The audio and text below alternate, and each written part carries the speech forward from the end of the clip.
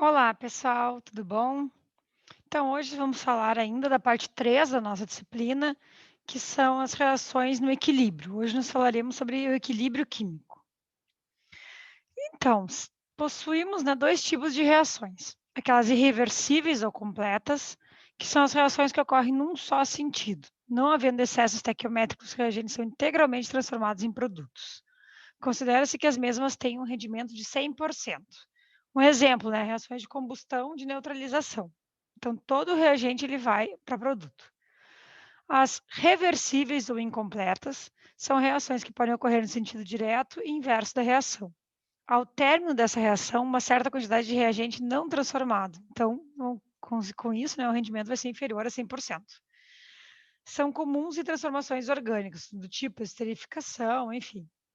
Então, ao mesmo tempo que eu tenho produtos, reagentes sendo transformados em produtos, eu vou ter produtos sendo transformados novamente em reagentes. Nessas reações, é uma velocidade direta de formação dos produtos, na qual vai decrescendo, e uma velocidade inversa de regeneração dos reagentes, que vai aumentando até um instante que as duas velocidades se tornam iguais. Então, se a gente for olhar aqui no quadro,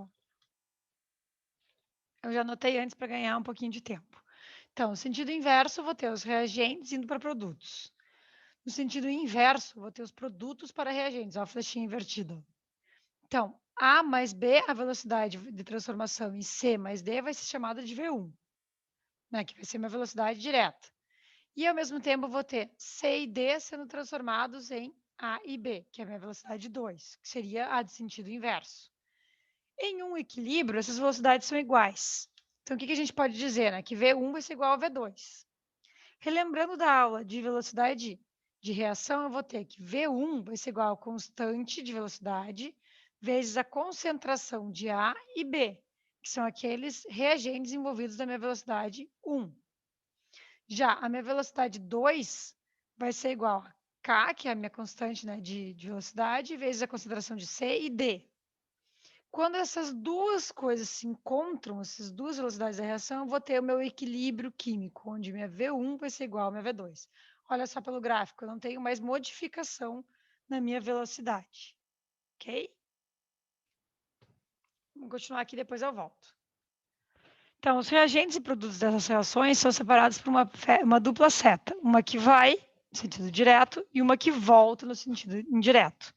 Então, a reação que ocorre da esquerda para a direita é a reação direta. A que ocorre da direita para a esquerda, reação inversa. Então, o que é o equilíbrio químico? É a situação na qual as concentrações dos participantes da reação não se alteram mais, pois as reações direta e inversa estão se processando em velocidades iguais. É uma situação de equilíbrio dinâmico. Então, os sistemas eles tendem a entrar nesse equilíbrio de modo espontâneo. Um sistema ele pode se deslocar no equilíbrio somente por uma influência externa. Então, se eu colocar calor, se eu mexer na temperatura, se eu colocar pressão, aí sim eu vou ter uma perturbação desse meu equilíbrio. Então, uma vez que perturbado na forma que a velocidade direta vai ser diferente da velocidade inversa, o sistema tentará sempre voltar ao equilíbrio, vai tentar retomar esse equilíbrio. Então, eu posso ter sistemas, né, que são equilíbrios homogêneos, que são aqueles em todos os participantes estão na mesma fase, constituindo, portanto, um sistema homogêneo. Por exemplo, aqui eu vou ter gás e gás, vou ter sistema aquoso, aquoso e aquoso. Então, todos eles estão reagentes e produtos na mesma fase. E eu posso ter equilíbrios heterogêneos, são aqueles que os participantes estão em mais de uma fase, constituindo, portanto, um sistema heterogêneo. Aqui eu tenho sólido, gás e gás, depois tenho sólido, aquoso, aquoso. Então, se eu for equacionar matematicamente esse equilíbrio, eu vou ter que a minha reação direta aqui, N2O4 se transformando em 2NO2. A velocidade direta, como eu acabei de mostrar no quadro, vai ser proporcional ao reagente que está sendo consumido na minha reação. Então, velocidade 1 vai ser a minha constante de velocidade 1 vezes o reagente que está sendo consumido, N2O4. A minha reação inversa vai ser a velocidade 2, né, inversa, igual a minha constante 2 de equilíbrio de velocidade, vezes a concentração de NO2 na 2. Olha aqui, ó, o coeficiente de N2 é 2. Então, portanto, a gente leva o expoente. Então, no início da experiência, a gente vai ter que a concentração de N2O4 é igual a 1 mol por litro. À medida que o tempo vai passando, o N2O4 é consumido e, portanto, a sua concentração vai diminuindo, acarretando numa diminuição de V1. Quando o equilíbrio químico é atingido, a N2O4 passa a ser constante. Então, lá, ó, comecei com 1, passa a ser consumido, e lá pelas tantas, ó, o que acontece com o meu gráfico, não tenho modificações. Começa, né, o meu tempo de equilíbrio. A velocidade inversa, V2, é nula no começo, né, é zero, porque no começo eu não tenho nenhum produto formado. Com o passar do tempo, N2 vai sendo formado e a concentração de N2O2 vai aumentando, que faz com que V2 também passe a aumentar, até o momento que o equilíbrio é alcançado e V2 passa a permanecer constante, pois a concentração de NO2 não varia mais. A gente pode ver aqui. Ó, não varia mais. Aqui é constante. Se a gente for fazer os dois, né, V1 e V2, até atingirem o equilíbrio, V1 e V2 se igualam. E aí eu vou ter o equilíbrio aqui nesse ponto, ó, que é um instante em que o equilíbrio químico é atingido. As minhas velocidades direta e a minha velocidade inversa são iguais. Então, né, num gráfico mais genérico, né, onde eu vou ter minha reação direta, que eu vou começar num valor maior que 1, que 0 sempre, porque vai ser onde meus reagentes, né, vão estar em maior quantidade, e o meu produto vai começar no 0, porque eu não tenho a formação de produto no meu tempo 0, só depois que minha reação começa, até o momento que eu vou ter o meu equilíbrio atingido e as minhas velocidades vão ser iguais. Então, para uma reação aqui homogênea, eu posso ter reação com baixo rendimento e a reação com alto rendimento. Por que com baixo rendimento? Porque lá pelas tantas eu não vou alcançar esse equilíbrio no mesmo patamar. Eu vou ter que a minha reação de transformação de CO2 em H2 vai parar num determinado ponto, assim como a formação de CO2 O2 vai parar também. Se eu tenho um alto rendimento, uma alta conversão, eu vou ter que as duas reações vão atingir um equilíbrio com altas transformações. Então, a gente viu, né, que na reação direta, eu vou ter K1, V1 igual K1, concentração de N2O4. E minha concentração inversa, minha velocidade inversa, V2 igual K2, concentração de N2 na 2. Então, a partir de um dado momento que o equilíbrio é alcançado, podemos igualar V1 e V2, dados pelas expressões acima, e deduzir a seguinte expressão.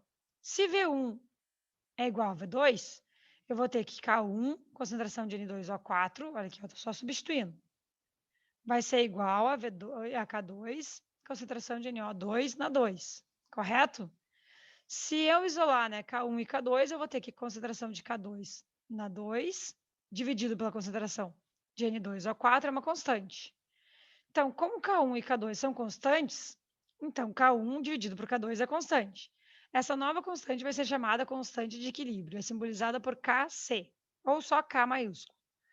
Para o equilíbrio em questão, temos concentração de equilíbrio, que a constante de equilíbrio vai ser igual à concentração dos meus produtos no expoente dele, dividido pela concentração do meu reagente no expoente 1. Por que 1? Porque aqui é 1 expoente dele. O significado dessa expressão é de que, a uma certa temperatura fixa, quando a reação estiver em equilíbrio químico, as concentrações de consumo de reagente e produção de produtos obedecem a uma relação que diz respeito ao cálculo de concentração de NO2 na 2 dividido por concentração de N2O4, que é igual a um valor numérico fixo representado por Kc. Okay? Então, essas minhas constantes de equilíbrio, né, são representadas por K, são determinadas a partir de dados experimentais.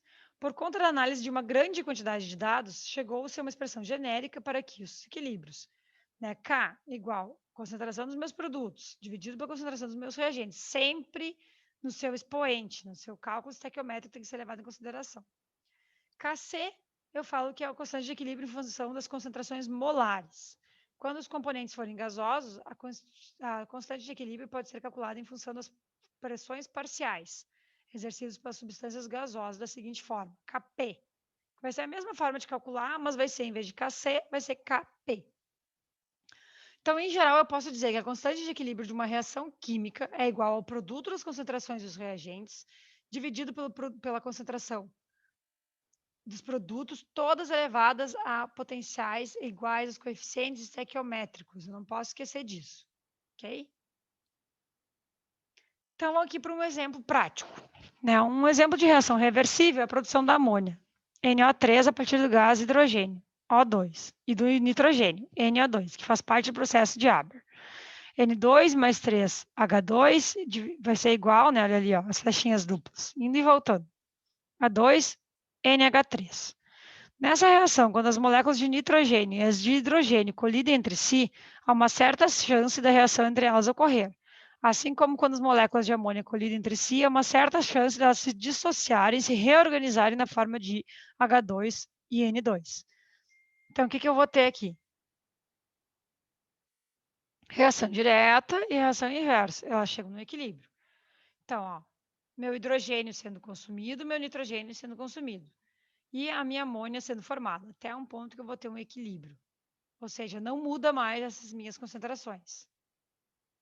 E aí eu posso dizer que a minha constante de equilíbrio, né, desta reação vai ser a concentração do meu produto, que é a amônia, NH3,2, ao expoente estequiométrico 2, né, da reação, dividido pela minha concentração dos meus reagentes. N2, né, que é o meu primeiro reagente, e a concentração de H2 na 3, sempre levando em consideração os meus expoentes, ok? Mas se a minha reação não estiver ainda em equilíbrio, se um determinado sistema não está em equilíbrio, aí eu vou ter um outro tipo de cálculo que a gente já vai ver, levando em consideração sempre a constante de equilíbrio. Para uma reação genérica, Azinho, Azão, mais Bzinho, Bzão, resultando em Czinho, Czão, mais Dzinho, Dzão, eu vou ter que a minha constante de equilíbrio, a minha concentração dos produtos, C e D, vezes sempre um ao outro, né, multiplicando os dois, levando em consideração os meus expoentes, dividido pela concentração de A e B, né, um vezes o outro, sempre levando em consideração os meus expoentes. Não aparece na concentração da expressão de constante de equilíbrio, líquidos puros, sólidos puros e solventes presentes em excesso, porque não fazem parte dessa expressão concentrações da matéria que podem variar, sistemas gasosos ou sistemas com muita água. A concentração de um sólido e de um líquido puro, que são virtualmente incompressíveis, é a mesma, independente de quando houver um deles. Já um gás, que pode ser comprimido sem dificuldade, tem sua concentração variada facilmente. Por essa razão, se simplifica as expressões das constantes de equilíbrio, omitindo-se a concentração de sólidos e líquidos puros. Quem é o líquido que a gente mais usa puro? É a água. E lembra quando a gente faz todos os nossos cálculos usando a concentração de água, a gente diz a água ela é igual a 1, ela é uma constante. Então vamos treinar um pouquinho aqui. Escreva a expressão da constante de equilíbrio para as equações abaixo. Vou apagar o nosso quadro e vou diminuir o slide. Vou só primeiro colocar aqui as nossas reações que a gente vai trabalhar para a gente poder diminuir o quadro sem perder informações. Então, 2NO gasoso mais Cl2 gasoso, resultando em 2NoCl gasoso. A outra, ferro aquoso. Ficou bem ruim aqui de escrever de lado, né? Mas C12 mais aquoso. Minha constante. Eu estou resumindo aqui a flechinha, tá? Estou fazendo ida e volta ao mesmo tempo. Mas vocês podem fazer uma indo e uma voltando, tá? Não faz diferença. Mais Cu aquoso. E a última, deixa eu ver se vai dar para enxergar. A última eu faço depois, tá? Coloco de novo aqui. Vou parar o compartilhamento para vocês enxergarem. Então, como é que eu vou montar minha constante de equilíbrio dessa reação? Meu produto, a minha concentração de NoCl. Tem algum expoente aqui? Tem. Então, 2 dividido pela minha concentração dos meus reagentes. Sempre um é multiplicado ao outro. Tem algum expoente? Sim, né? Tem um 2 aqui também. Então, aqui vai um 2 também. Posso utilizar todos, porque todos estão no estado gasoso. Aqui na de baixo, minha constante de equilíbrio vai ser igual à minha concentração dos meus produtos, ferro 2+, vezes meu outro produto, que vai ser o cobre, 2+ também, dividido pela minha concentração dos meus reagentes. Minha concentração de ferro e minha concentração de cobre, 2+. Ok? Pude utilizar todo mundo, por estar também todo mundo em estado gasoso.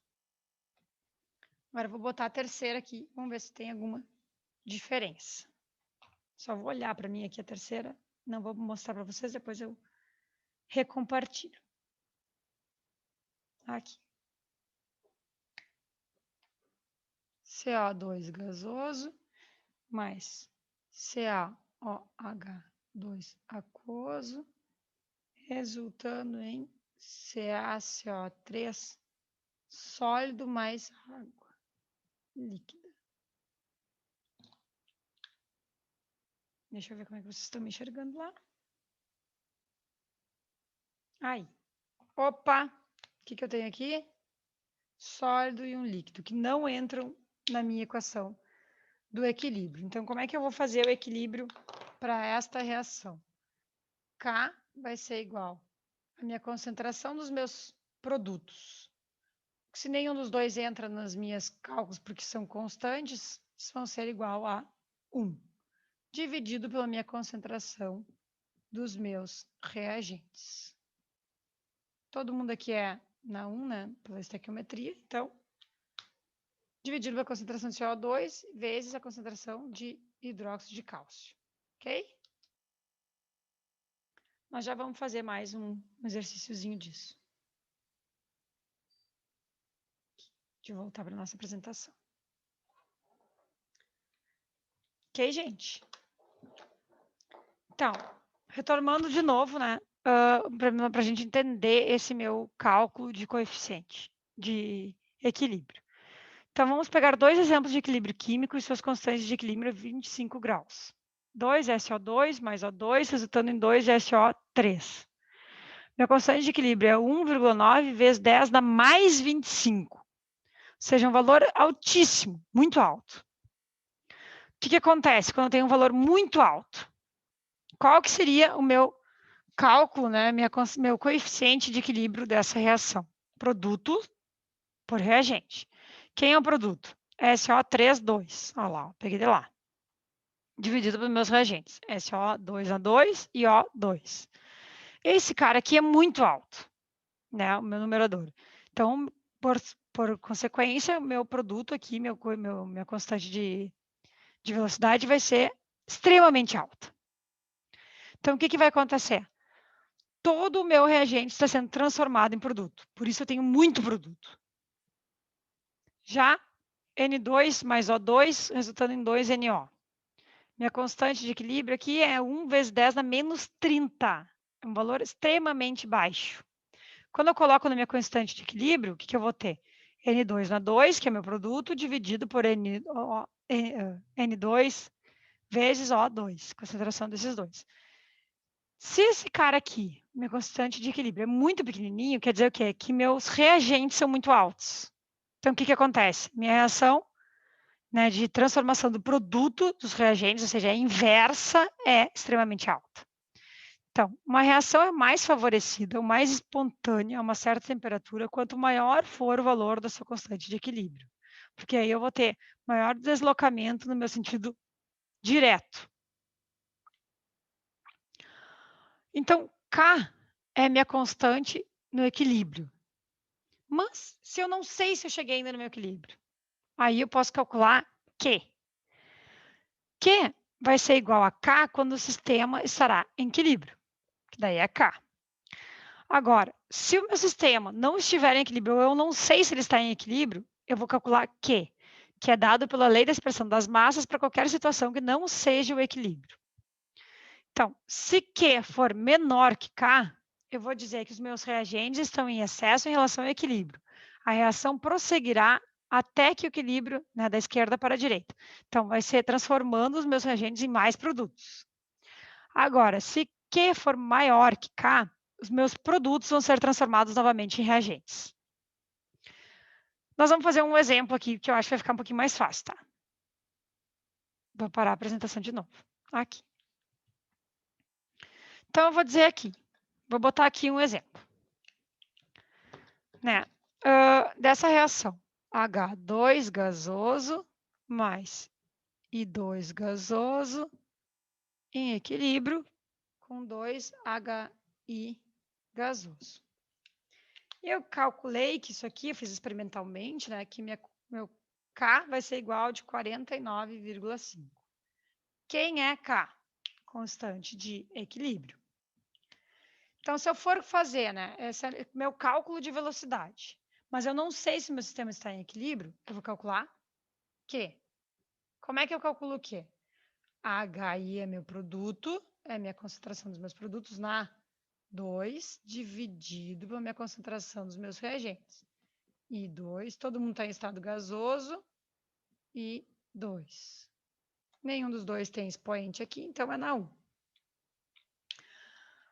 Eu vou fazer uma situação 1 aqui, aonde a minha concentração inicial de H2 vai ser igual a 2,5 mol por litro molar.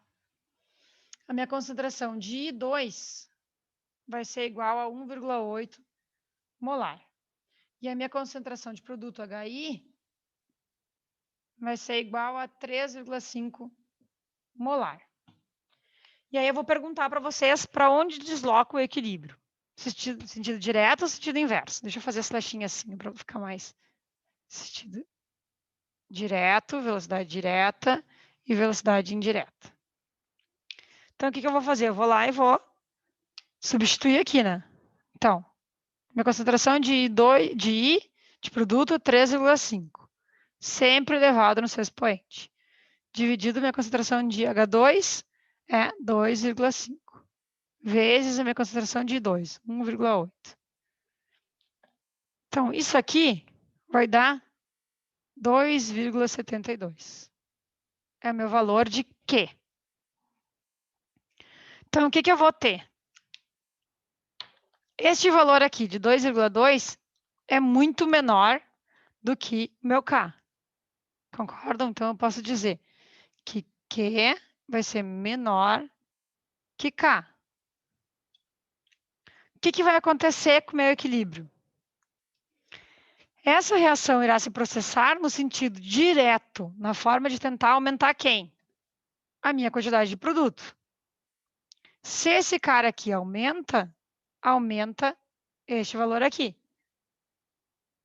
Até que eu vou chegar numa situação de equilíbrio onde Q vai ser igual a K.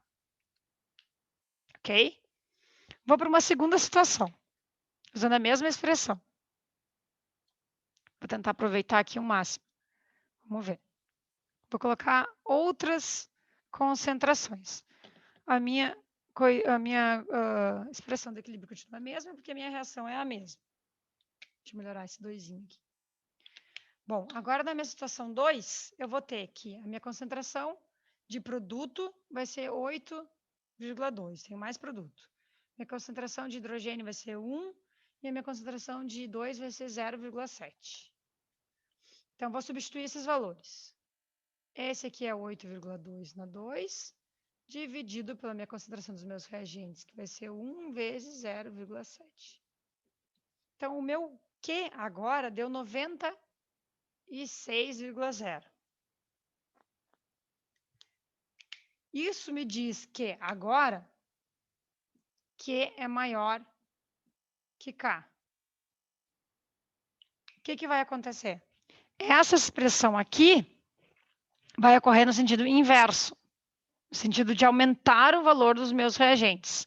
Porque quando eu aumento minha concentração dos meus reagentes, eu aumento esse número aqui, que é o meu divisor. Na hora que eu aumento, eu diminuo a minha concentração, a minha velocidade de equilíbrio, até chegar num ponto que Q vai ser igual a K, que aí é meu equilíbrio químico foi alcançado. Ok?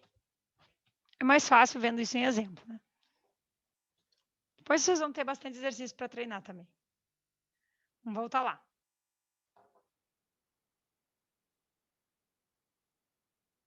Então,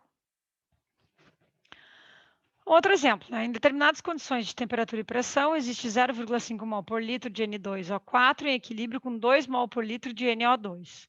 Seguindo a equação, N2O4 em equilíbrio, né, as taxinhas duplas, com 2 NO2. Qual é o valor constante de Kc desse equilíbrio nas condições de experiência? Então, eu posso fazer, né, o meu cálculo de equilíbrio onde a minha concentração de produto, levando sempre expoente, dividido pela concentração dos reagentes, eu vou ter que ir igual a 8. Bem simples de fazer. Agora eu vou para a parte de deslocamento de equilíbrio. Então, a gente viu que um sistema sempre tende a ficar em equilíbrio. Então, Le Chatelier, né, ele estudou que quando uma perturbação exterior é aplicada a um sistema em equilíbrio dinâmico, ele tende a se ajustar no sentido de minimizar o efeito da perturbação. Ou seja, ele tenta sempre manter o sistema em equilíbrio. Como é que eu posso variar isso? Com a concentração, pressão, temperatura ou usando um catalisador.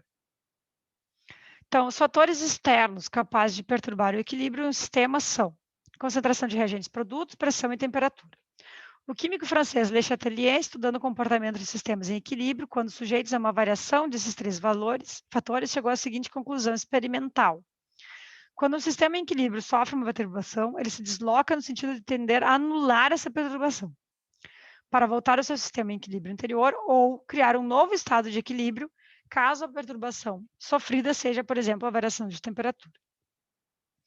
A indústria química utiliza o conhecimento desse fenômeno para aprimorar a obtenção de diversos produtos de grande interesse, como amônia, ácido nítrico, ácido sulfúrico, minimizando as perdas de reagentes e maximizando os lucros. Então, um grande exemplo, né, é justamente a produção de amônia, que ela é o maior fertilizante utilizado no mundo, né, que ela ajuda as plantas a fixar o nitrogênio, que é super importante para elas. Então, para isso é utilizada aquela reação que eu mostrei antes, né, de transformação de amônio. Então, o que se faz? A gente vai ver agora, né? Eu consigo mexer nesse deslocamento de equilíbrio para a produção maior de produto, ou seja, maior de amônio. Então, se eu tiver aqui um exemplo, né? PCl3 gasoso mais um Cl2 gasoso, resultando em PCl5 mais calor. Então, se eu aumentar a concentração dos meus reagentes, se eu começar a aumentar esses caras aqui, o que vai acontecer com o meu equilíbrio? Vai se deslocar para os meus produtos. Então, o aumento da concentração em reagentes desloca o equilíbrio da formação dos produtos, porque ele quer voltar para o seu equilíbrio, quer ficar num número, né, parado. Então, se eu adicionar reagente, vai deslocar para os produtos. Se eu diminuir a concentração dos meus reagentes, eu vou deslocar no sentido de formação de mais reagentes, ou seja, no sentido inverso. E se eu aumentar minha concentração de produtos, o que vai acontecer com o meu sentido de equilíbrio? Vai deslocar na formação de novo dos reagentes para tentar o equilíbrio novamente. Então, aumentando a concentração de um participante, o equilíbrio se desloca no sentido da direção do seu consumo. Quanto mais rápido consumir, mais rápido eu vou ter o meu equilíbrio de volta. Se eu diminuir a concentração de um participante, o equilíbrio se desloca na direção da sua formação, para tentar novamente equilibrar o meu equilíbrio. Então, aqui, no equilíbrio, Q é igual a K. Se eu adicionar mais reagentes, eu vou ter que Q vai ser menor que K. Então, a formação corresponde à formação dos produtos para tentar restaurar a igualdade. Se eu adicionar produtos, o que vai acontecer? A direção responde, né, no sentido inverso, tentando formar mais reagentes para tentar restaurar a igualdade de Q e K. Se eu aumentar a pressão, o que vai acontecer? Bom, o aumento de pressão em um sistema em equilíbrio, envolvendo substâncias em estado gasoso, desloca o equilíbrio no sentido de contração de volume. O aumento da pressão desloca o equilíbrio no sentido de formação de PCl5. Aqui eu tenho dois volumes gasosos, né? Um reagente aqui e um reagente aqui. E aqui eu tenho só um. Portanto, se eu aumentar a pressão, eu desloco para aquele menor volume. Se eu diminuir a pressão de um sistema em equilíbrio, envolvendo substâncias em estado gasoso, eu vou deslocar o equilíbrio no sentido de expansão do volume. Se eu tirar, né, um peso, um êmbolo, ele vai poder se expandir. Portanto, vai deslocar o equilíbrio no sentido de maior volume. Então, aqui eu tenho um volume, aqui eu tenho dois. Outro exemplo. O aumento de pressão desloca para o valor de menor volume gasoso. E uma diminuição na pressão, que eu posso expandir, vou ter espaço, aí eu posso deslocar o equilíbrio para o maior volume gasoso. Um aumento de pressão desloca o equilíbrio para o lado que menor volume gasoso e uma diminuição, uma expansão do meu volume, desloca o equilíbrio para o lado que é maior volume gasoso. Aumento da temperatura. O aumento da temperatura em um sistema em equilíbrio desloca o equilíbrio no sentido da reação endotérmica. Quem que é o endotérmico? é aquele que está absorvendo calor, né? O endo absorve, o exo expulsa o calor. Então, se eu aumento o meu calor numa substância que está querendo calor, o aumento da temperatura desloca o equilíbrio no sentido de formação do meu reagente, que é uma reação endotérmica. Se eu diminuo a temperatura, a diminuição de temperatura e o equilíbrio desloca o equilíbrio no sentido da reação exotérmica. Então, o que eu vou ter? Sempre, né, o meu sentido inverso no meu sentido direto. Vou colocar só aqui um exemplinho para vocês na temperatura. Tenho aqui uma reação. Eu nem vou diminuir, porque eu acho que vai dar para enxergar. Um pouquinho aqui. Uma reação. N2, estado gasoso, mais O2 gasoso, e eu vou ter minha reação direta e inversa, formando 2NO gasoso. Meu ΔH, lembram lá? ΔH vai ser igual a mais 43,2 quilocaloria. O que esse mais está querendo me dizer? Esse verde aqui eu me lembrei que fica ruim de vocês enxergarem. Tá, o mais quer me dizer que essa reação ela é endotérmica. Quando ela é exotérmica, este cara aqui é negativo, lembram? Se é uma reação endotérmica, quer dizer que no meu sentido direto, ela vai ser endo. No meu sentido inverso, ela vai ser exotérmica. Ok? Então, se acontece absorção de calor, portanto, se eu aumentar a temperatura, o equilíbrio virá se deslocar para os produtos, porque a minha reação ela é endotérmica.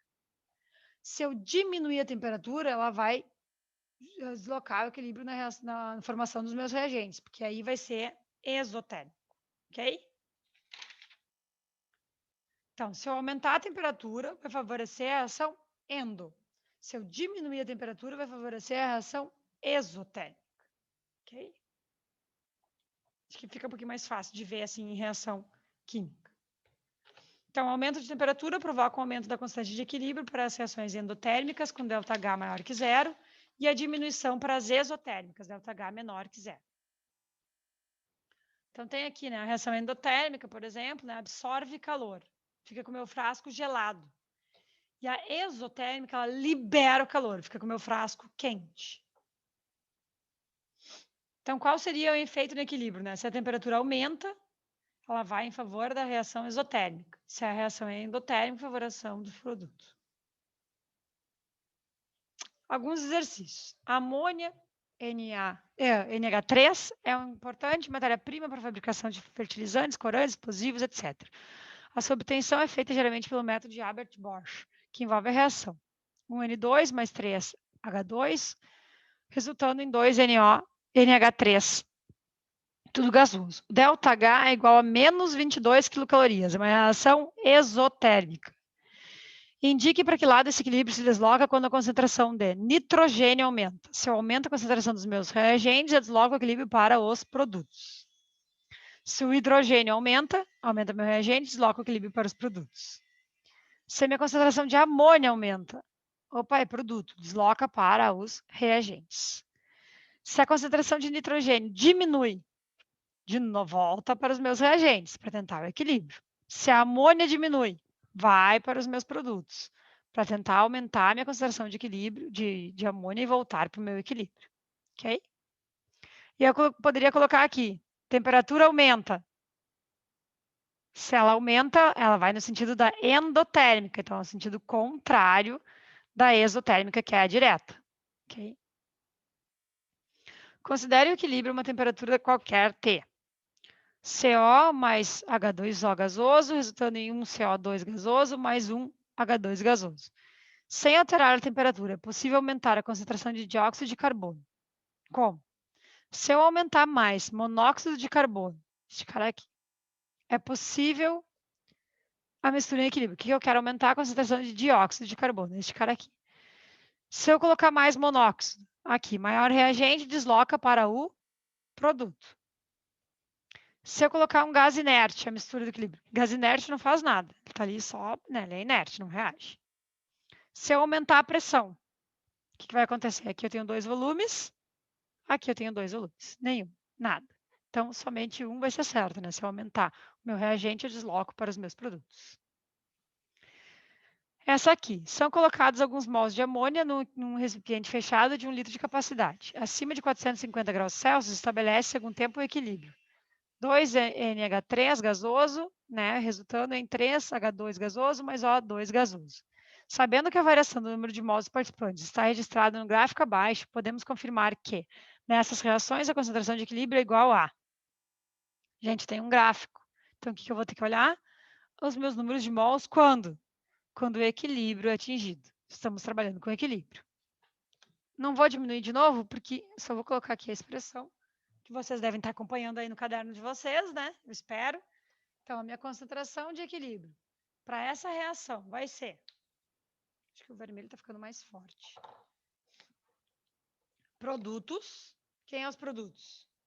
H2 na 3, que é o reagente estequiométrico dele ali, coeficiente estequiométrico, e N2 na 1, dividido pela concentração de amônio, né? 2. Opa! É isso, 2. Achei que estava vendo errado já. Então, o que eu vou ter no meu equilíbrio? Que valor eu tenho no meu equilíbrio? O equilíbrio está aqui, ó. Opa, cadê meu mouse? Aqui. Equilíbrio. Ninguém mais varia. Qual é a minha concentração de N2? 6 mols por litro. Então, esse cara aqui é 6 na 3. Isso? Minha concentração de nitrogênio no equilíbrio. 2 vezes 2, dividido pela minha concentração de amônia no equilíbrio. Minha concentração de amônia no equilíbrio é 4 na 2. Então, 6 na 3 vezes 2, dividido por 4 na 2. Esse número vai ser 27. Então, a minha constante de equilíbrio vai ter o valor de 27. Efeito do catalisador. Bom, o catalisador ele não desloca no equilíbrio. O que isso quer dizer? Um catalisador faz com que o processo chegue mais rápido a uma situação de equilíbrio. Reduz a barreira de energia de ativação para a reação. Lembra da aula de velocidade, né? Então, quando abaixa essa energia de ativação, a reação direta, quanto à inversa, fica mais rápida. Assim, se ambas reações têm suas concentrações de velocidade aumentadas de forma igual, o equilíbrio não se deslocará no sentido inverso nem direto. Ó, meu sentido aqui, meu reagente A indo para o meu produto B. Sem catalisador ele é mais lento, com catalisador ele diminui essa barreira de ativação. Okay? Então, na verdade, eles não deslocam o equilíbrio, mas ele faz com que minha reação fique mais rápida. Então, outro cálculo aqui utilizando a constante de equilíbrio. Em uma mistura de I2, H2, I2 e HI em equilíbrio na fase gás, em 500 kelvins, a concentração de HI vai ser 2,2 vezes 2,21 vezes 10 a menos 23 mol por litro. Concentração de I2 vai ser 1,46 vezes 10 a menos 3 mol por litro. Levando em consideração que o valor de K é de 160, calcule a concentração de H2. Barbado, é só eu colocar aqui minha concentração de equilíbrio, que vai ser meu produto sobre os meus reagentes, sempre levando em consideração o coeficiente estequiométrico. E aí eu vou ter como minha única incógnita H2, eu consigo isolar e chego aqui no valor de 2,1 vezes 10 a menos 5. Barbado, né? Então, gente, por hoje é só. Ficamos, né, para o próximo vídeo aí com a constante de equilíbrio e o pH. Beijos!